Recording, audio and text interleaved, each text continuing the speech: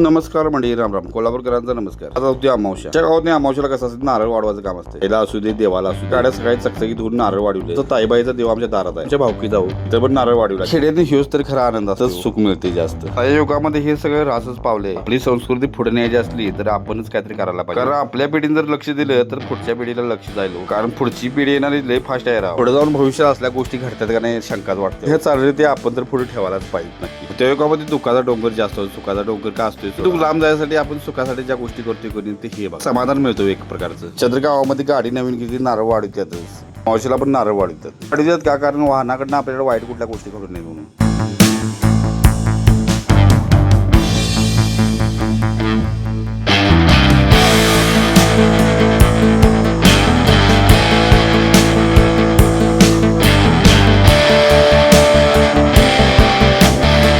गाडीला पण नारळ वाढवला आणि ताईबाईला पण नारळ वाढवून डायरेक्ट दुकानं पण दहीभातचा नैवेद्य दाखवून नारळ वाढवला. मित्रांनो, कसा वाटला व्हिडिओ? जर नवीन असेल तर फॉलो नक्की करावं.